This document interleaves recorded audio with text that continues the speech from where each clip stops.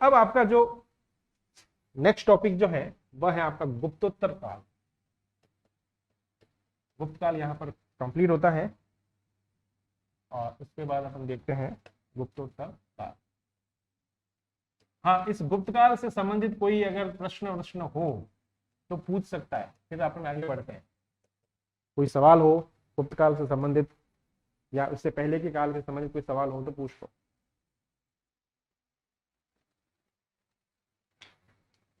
किसी का भी कोई सवाल नहीं? कहीं कोई पढ़ा हो, कहीं डाउट हो, टेस्ट पेपर जो आप सॉल्व कर रहे हो उसमें अगर कोई दिक्कत हो गुप्त काल से संबंधित, मौर्योत्तर काल से संबंधित, तो पूछ लो।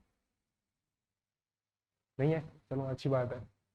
ये दिखाता है या तो आप अच्छे से पढ़ रहे हो, सब कुछ समझ में आ रहा है, ठीक है, या ये दिखाता है कि आपको कुछ भी समझ में नहीं आ रहा है कि क्या पूछे सर, एक आध चीज़ हो तो पूछ भी लें, कुछ भी समझ में नहीं आया, सब कुछ ऊपर से निकल रहा है, ठीक है।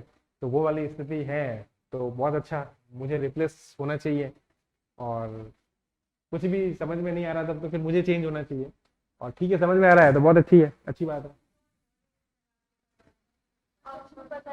हो रहे सॉल्व? ठीक है। हम्म। आर्गुमेंटेशन बुक में क्वेश्चन थे? हाँ ठीक है, हाँ वो तो बात है, ठीक है। तो साथ में एक सपोर्ट के रूप में आपको पढ़ना चाहिए, क्लास में जो है उसके साथ एक सपोर्ट में कोई सी भी एक गाइड पढ़ो। गाइड इसलिए है कि गाइड में बहुत सारी चीजें आसान है, हालांकि गाइड का मैं पक्षधर नहीं हूँ, क्यों? क्योंकि गाइड में आपको गलतियां भी मिलेंगी, ठीक है, लेकिन टेक्स्ट बुक जो आती है, जो यूनिवर्सिटीज में चलती है, कॉलेज में चलती है, वो टेक्स्ट बुक जो है वो वैलिड सोर्स है, उसमें गलतियों की संभावना नगण्य है, बहुत कम संभावना रहती है कि गलतियां हो, पर उसमें क्या है कि मैटर कम होता है, ठीक है, तो वो उसकी सीमितता है। उसका एक अच्छा पक्ष ये है कि जो बातें मिलती हैं सही है, बुरा पक्ष ये है कि बुरा तो नहीं कह सकते क्योंकि वो आपकी आपके लिए लिखी हुई नहीं है, वो लिखी हुई है first year second year MA उनके लिए, तो उसके हिसाब से वो गाइड का फायदा ये है कि उसमें आपको कलेक्शन अच्छा मिल जाएगा, कहानी बनी हुई मिलेगी, सब कुछ है वो सब मिलेगा, मैटर ज्यादा मिलेगा, फैक्ट ज्यादा मिलेंगे, लेकिन दिक्कत ये है उसमें दो चीजों की, एक तो कंसेप्ट उससे क्लियर नहीं होता, वो केवल पॉइंट फॉर्म में आती है, तो वो केवल फैक्ट फैक्ट फैक्ट बताता, संकल्पना कंसेप्ट आपका क्लियर उससे नहीं होगा। दूसरा, उसमें गलतियों की भी गुंजाइश रहती है, इसीलिए गाइड को पढ़ो, लेकिन कब? जब आप कोई एक क्लास के नोट्स या कोई टेक्स्ट बुक पढ़ने के बाद या उसके साथ साथ पहले उसको पढ़ो, कहीं भी कोई कॉन्ट्राडिक्शन हो गाइड में तो टेक्स्ट बुक को या क्लास में जो पढ़ा जाए उसको आप मान लो, ठीक है, किसी को पूछने की जरूरत नहीं है। जैसे एनसीईआरटी है, एनसीईआरटी में मैटर बहुत कम है 11-12 का हिसाब से, लेकिन जो दिया हुआ है वो फुल प्रूफ है, वो वैलिड है, सरकार उसको मान्यता प्राप्त देती है, ठीक है। राजस्थान बोर्ड का कोई पेपर है, आरपीएससी का कोई पेपर है, तो राजस्थान बोर्ड की बुक्स जो है राजस्थान अध्ययन नाम से चलती है, वो आपके लिए काम की है, क्योंकि कई बार कोई क्वेश्चन हिस्ट्री में विशेषकर विवाद रहते हैं, ऐसे जब भी आप देखोगे आरपीएससी विशेषकर, या फर्स्ट ग्रेड का पेपर हो, कॉलेज लेक्चर का पेपर हो, ठीक है, तो आगे के लिए अगर आप फ्यूचर में इसकी तैयारी करोगे तो उसमें ध्यान रखना कि राजस्थान बोर्ड की या राजस्थान कॉलेज में जो ऐसे जो राजस्थान यूनिवर्सिटीज में जो चलती हैं उन किताबों को प्रीफर करना, या राजस्थान हिंदी ग्रंथ अकादमी की किताबें आती है, ये सब सरकारी प्रकाशन है, तो पहले उनको पढ़ना। उसमें क्या कई बार विशेषकर राजस्थान की हिस्ट्री में कई सारी कंट्रोवर्सी है, जोधाबाई, अब कोई कह रहा है कि वो जोधपुर की थी, कोई कह रहा है वो आमेर की थी, क्या सब दिक्कत है वो जो भी है, तो इसमें क्या है कि सबके अपने अपने मत है, आपको वो मत ठीक है, राजस्थान सरकार की किताबों में क्या लिखा उसको मानना, क्योंकि पेपर कौन लेगा? आरपीएससी, राजस्थान सरकार। तो अगर कोई कंट्रोवर्सी हुई, ऐसा क्वेश्चन हालांकि नहीं आता लेकिन कई बार आ जाता है, तो आपका सही वही होगा, किसी गाइड का नहीं, किसी टीचर ने का वो नहीं, जो राजस्थान बोर्ड की किताबों में या राजस्थान की प्रकाशन वाली किताबें हैं उसमें है, क्योंकि जब आपत्तियां मांगी जाएगी तो आप ये नहीं कहोगे कि फलाने टीचर ने हमको तो ये पढ़ाया था, ये नोट्स की कॉपी भेजोगे वहां पर, नहीं, या किसी फलाने आ रही है किरण या और भी जो भी है उनकी गाइड का फोटो नहीं भेज सकते, क्योंकि वो मान्यता प्राप्त नहीं है, बोर्ड की किताबें हैं वो मान्यता प्राप्त है, राजस्थान हिंदी ग्रंथ अकादमी की किताबें वो मान्यता प्राप्त है, इसलिए उनको भी पढ़ना चाहिए, कम मैटर है लेकिन ऑथेंटिक है, ऑथेंटिसिटी के हिसाब से उसको पढ़ना, ठीक है, तो ये ध्यान रखना इसमें।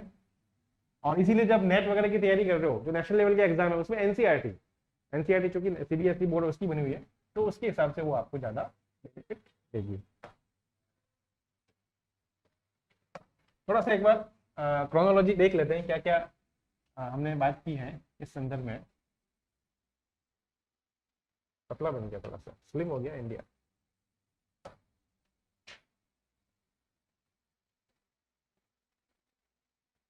ठीक है, जो भी है ये आपका श्रीलंका।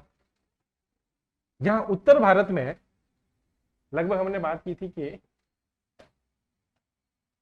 गुप्त काल जो था, गुप्त राजवंश, ये आपको यहां तक देखने को मिलेगा। ठीक है, अब इसी गुप्त राजवंश के पतन पर, जब गुप्तों का पतन हुआ तो गुप्तों के पतन पर आपको कुछ अलग अलग छोटे छोटे राजवंश देखने को मिलेंगे। जैसे ये गुजरात का क्षेत्र है, इस गुजरात क्षेत्र में आपको मिलेगा मैत्रक। ठीक है, और इसका केंद्र था वल्लभी, गुजरात। तो गुजरात में आपको देखने को मिलेंगे मैत्रक वंश।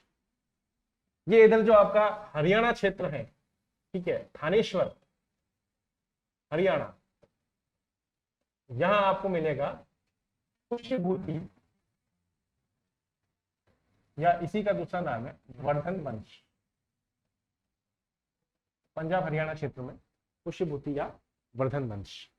ठीक है, इसके अलावा ये जो गंगा घाटी है, गंगा घाटी, यहां आपको मिलेगा कन्नौज। कन्नौज में आपको देखने को मिलेगा मौखरी वंश।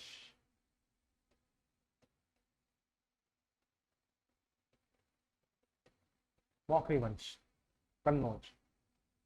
बंगाल और उड़ीसा क्षेत्र है, यहां आपको मिलेगा गौड़ वंश। और जो मालवा का क्षेत्र है, मगध और मालवा, ये मालवा, और इन्हीं के बीच में एक आपको मिलेगा मगध। इन दोनों में ही आपको मिलेगा उत्तर गुप्त वंश। तो ये अलग अलग वंश आपको देखने को मिलेगा। इधर अगर आप असम की बात करें तो कामरूप जो क्षेत्र है, वहां पे वर्मन वंश मिलेगा, भास्कर वर्मन वगैरह ये। ठीक है, तो मोटा मोटी आपको इनका ध्यान रखना है। पंजाब हरियाणा क्षेत्र में थानेश्वर जो केंद्र है, राजधानी है, यहां आपको मिलेगा पुष्यभूति या वर्धन वंश, हर्षवर्धन। ये ठीक है। गुजरात के वल्लभी क्षेत्र में, वल्लभी राजधानी थी, इस पर आपको मिलेगा मैत्रक वंश। ठीक है, मालवा और मगध क्षेत्र में मिलेगा उत्तर गुप्त वंश। बंगाल में गौड़ वंश, और कन्नौज जो गंगा घाटी है, गंगा घाटी बीच में, कन्नौज में आपको मिलेगा मौखरी वंश।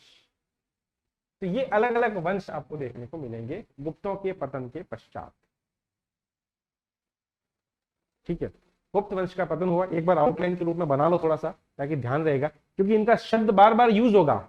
और कम से कम मैप अगर याद नहीं हो तो जगह तो जरूर लिखना कि कौन कहां पर स्थापित है। ठीक है, जैसे मैं बार बार कहूंगा कि मैत्रक वंश, तो मैत्रक वंश